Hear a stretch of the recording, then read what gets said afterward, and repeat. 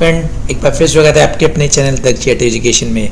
तो आज हम जानने वाले हैं टच स्क्रीन क्या है, तो इसके कुछ नुकसान और उपयोग और फ़ायदे हम जानने वाले हैं। तो इस तरीके की नॉलेज और ज्ञान को प्लीज़ वंचित न रहिएगा। साथ ही साथ प्लीज़ चैनल को सब्सक्राइब जरूर कर लीजिएगा और उसको शेयर करना बिल्कुल ना भूलिए, लाइक और कमेंट करना तो बिल्कुल भी नहीं। तो इस वीडियो को स्टार्ट करते हैं। सबसे पहले देखिए, टच स्क्रीन हमारे लिए बहुत इंपॉर्टेंट होती है, कोई शक नहीं। तो टच स्क्रीन का कंप्यूटर का एक इनपुट डिवाइस होती है, जैसे ऑडियो या किसी भी अन्य उपकरण द्वारा हम टच करके नियंत्रित कर सकते हैं। तो टच स्क्रीन एक टच डिस्प्ले होती है, जिसमें स्क्रीन पर दिख रहे आइकन्स को उंगली द्वारा टच करके भी हम सिलेक्ट करके इसके ओपन और यूज़ कर सकते हैं। जिस प्रकार हम कीबोर्ड, कीपैड या माउस के द्वारा कंप्यूटर को निर्देश देते हैं, उसी प्रकार हम टच स्क्रीन से भी यही काम करते हैं। तो आज के समय में टच स्क्रीन बहुत ही इंपॉर्टेंट है और इसका काफ़ी ज़्यादा इस्तेमाल किया जाता है। Mobile touch, tablet touch screen का इस्तेमाल दैनिक जीवन में काफ़ी सारे काम करते हैं। इसके अलावा हम ATM, मॉल आदि में भी टच स्क्रीन का काफ़ी ज़्यादा यूज़ करते हैं। डॉक्टर जॉर्ज सैमुअल हर्स्ट ने 1975 में पहला प्रतिरोधी टच स्क्रीन का इस्तेमाल किया था। तो हर्स्ट एक अमेरिकी खोजकर्ता थे। तो टच स्क्रीन की कई प्रकार जो समझिए, देखिए टच स्क्रीन का मुख्य रूप से 4 प्रकार के होते हैं: प्रतिरोधी टच स्क्रीन, संधारित्र टच स्क्रीन, अवरक्त और सतह लहर टच स्क्रीन।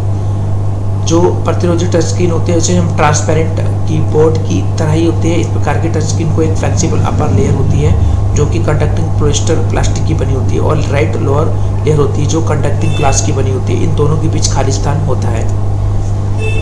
जब इस टच स्क्रीन को प्रेस किया जाता है तो एक वोल्टेज पास करता है जिससे टच किया जा सकता है, और टच उस जगह पहुंचकर प्रेस करते हैं। तो रेजिस्टिव टच स्क्रीन अन्य टच स्क्रीन की तुलना में अफोर्डेबल होती है। इस प्रकार की टच स्क्रीन की क्लैरिटी 75% होती है और ये धूल, पानी आदि बाहरी त्वचा से खराब नहीं होती है।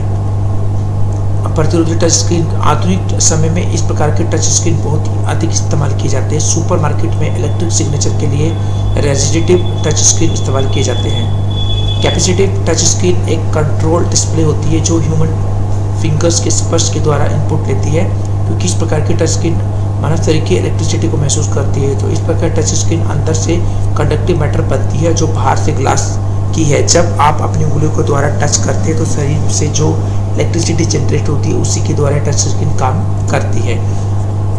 संधारित्र टच स्क्रीन, यदि हाथ में दस्ताने पहनकर इस प्रकार के टच स्क्रीन को इस्तेमाल करते हो तो ये काम नहीं करती, क्योंकि इस दस्ताने विद्युत के प्रति उदासीन हो जाते हैं।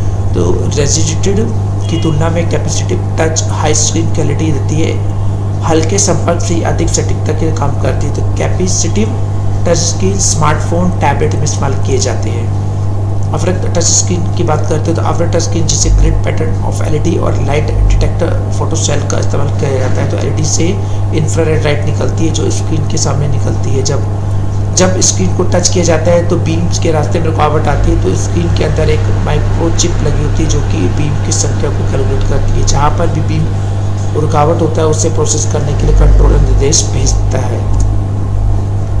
सतह लहर टच स्क्रीन, सतह लहर touch screen surface wave touch screen के नाम से भी हम इसे जानते हैं, में अल्ट्रासोनिक वेव को टच स्क्रीन के ऊपर गुजारा जाता है। जब स्क्रीन पर टच किया जाता है तो स्क्रीन के एक छोटे से स्थान पर वेव बदलाव होता है। तो अल्ट्रासोनिक वेव में इसी बदलाव के कारण टच किए गए लोकेशन को पता करके कंट्रोल को प्रोसेसिंग के लिए निर्देश भेजा जाता है, तथा अन्य टच स्क्रीन की तुलना में बहुत ही एडवांस है।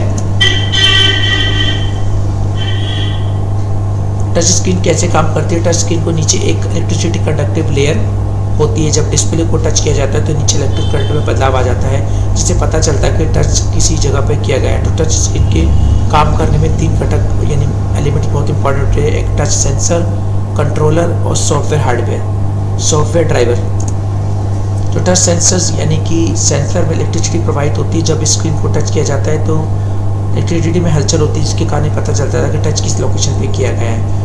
नियंत्रक यानी कंट्रोलर, तो नियंत्रक टच सेंसर और कंप्यूटर के बीच में लगा रहता है। तो सेंसर से इंफॉर्मेशन लेता है और कंप्यूटर को समझने के लिए एक ट्रांसलेट करता है।